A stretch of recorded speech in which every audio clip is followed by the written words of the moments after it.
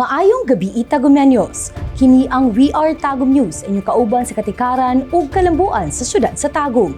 Ako si Jaira Suliano, live gikan dinhi sa CIO studio sa City Hall of Tagum. Para sa tuwang balita.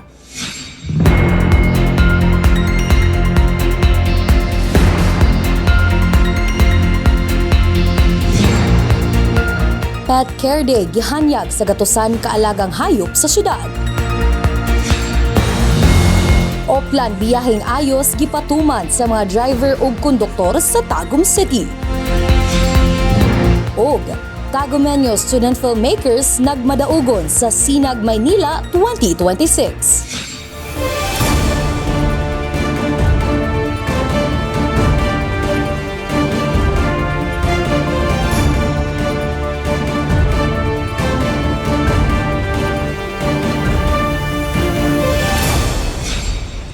Madasigong gisuportahan sa syudad ang kampanya Batok Rabies atol sa Milabayng Rabies Awareness Month, pinaagi sa gipahitabong Pet Care Day 2026. Alang sa dugang detalye, aniya si JB Grace Alegro. Madasigong gisuportahan sa Tagum City Veterinary Office ang Rabies Awareness Month, pinaagi sa gipahitabong Pet Care Day 2026 niadtong Marso 31 sa E-Park Gym, Apocon. Katusan ka mga alagang hayop nga iro og iring ang nakadawat og libreng bakuna, deworming og check-up sa usa ka bulan nga paghanyag og serbisyo sa nagkadaiyang barangay. Gihimo kini nga programa dala ang tumong sa lokal nga panggamhanan nga mapugngan ang rabies ug masiguro ang kaayuhan alang sa mga alagang hayop ug seguridad sa mga tag-iya niini aron magpabiling luwas ang matag pamilyang Tagumeño. Bisan og nahuman na ang selebrasyon, gipahinumduman gihapon ang mga pet owners nga mahimong responsable. Sa mga wala pa mapabakunahi ang ilang mga alagang iro o iring, mahimong mo bisita sa City Veterinary Office alang sa kaluwasan sa inyong panimalay ug komunidad. Kini si JB Grace Alegro para sa We Are Tagum News. Nipailawom sa surprise drug test ang mga driver o konduktor sa bus, van ug jeep sa Tagum City Overland Transport Integrated Terminal isip kabahin sa kampanya alang sa luwas nga pagbiyahe.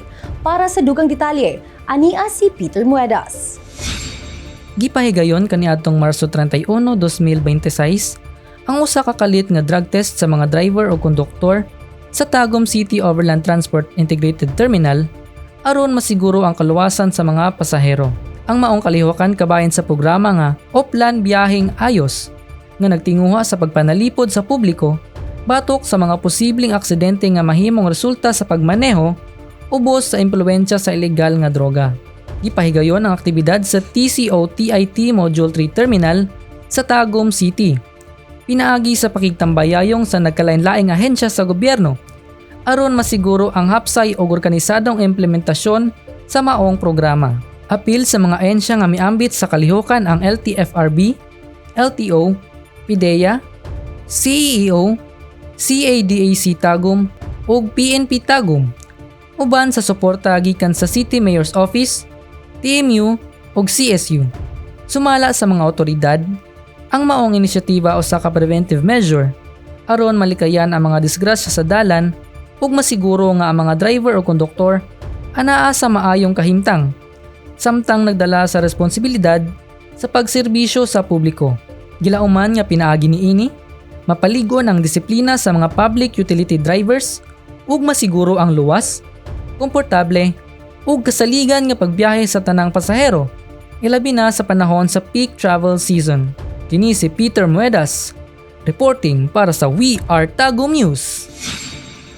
Dakong garbo sa syudad ang dala sa may estudyanteng filmmakers sa kadaugan nga ilang sakmit sa baguhay pa lang nahuman nga Sinag Maynila 2026. Anias Ted Cabana para sa dugang detalye. Nahimong big winner ang usa ka short film nga ginama sa mga senior high school students sa Tagum sa baguhay lang nga nahumang Sinag Maynila 2026 Independent Film Festival nga gipahigayon dito sa Kauluhan. Sa gabi ng parangal nga gipahigayon niadtong Marso 28 ning tuig didto sa Gateway Cineplex sa Quezon City, gideklara ang pelikulang Di Lalim, Di Lanum isip Best Documentary sa Student category nga gidirect ni Nicole Rias, usa ka senior high school student sa Tagum City National Comprehensive High School. The Sinag Award for Best Documentary Student category goes to Dilalim, directed by Nicole Reyes from Tagum City National Comprehensive High School in Davao. Congratulations! Gipildi nila ni Nicole ang laing 5 ka finalist nga gikan sa laing rehiyon sa Pilipinas. Ang maong short documentary nagatumbok sa daily struggle o inadlaw-adlaw nga paningkamot sa usa ka pamilya nga manguhaay og sisi dinha sa barangay Libuganon. So katong pagkadaog sa Sinag Maynila no kay unexpected jud kaayo siya kay out of 400 plus ka nag-submit sa mga film and then 66 sa mo ang category ang student documentary, 66 kabuk nagpasa na apil mi sa top 6 finalist and nahimo pa jong best documentary student category. Nahibaluan nga ang direktor nga si Nicole kauban ang iyang team nga gilangkuban nila ni Pipito Dumlao Jr. isip assistant director Karel Francisca Nicolas, isip editor, John Ruiz Villarin isip sound designer, Matt Zacaria Godicos isip musical scorer, John Jonathan Estrella isip writer og Lance Paul Viduya isip cinematographer. Nahimong mga produkto sa 5-day intensive filmmaking workshop nga kabahin sa Earth Fest 2025 Summer Arts Camp nga programa ni Mayor Riti Uy nga gipangunahan sa Tagum City Tourism Office o Tagum City Tourism Arts and Culture Council Incorporated. Ilawom sa liderato ni Miss Alma Uy o usab ni Mr. Jun Hamero, ang Tourism Arts Program Overall Coordinator. Nagapasalamat kami as educator also na adunay programa ang City Government of Tagum panaagi sa tourism office na adunay Earth Fest na naay workshop for filmmakers na isa jud ka opportunity nga maka-inspire sa mga young filmmakers na magpadayon sa kailang passion for filmmaking. I'm thankful to Mayor Ray Uy na isa gud siya naga-suporta para sa ato mga kabatan-unan nga aduna sila produkto nga quality pod og ma-develop ilang skills. Ang maong kadaugan nga nakabot nagpamatuod nga mga estudyanteng Taguminyo sa Manila ni Nicole ug iyang grupo kaya nga makigtigi sa mga filmmakers sa ubang parte sa Pilipinas sa paggama og mga mahinungdanong pelikula. Para sa We Are Tagum News, kini si Ted Cabana reporting. Ug mao kato ang mga balita sa We Are Tagum News, ang kauban sa katikaran ug kalambuan. Alang sa dugang detalye, bisitahaw gi-follow at opisyal na Facebook page ang City Government of Tagum.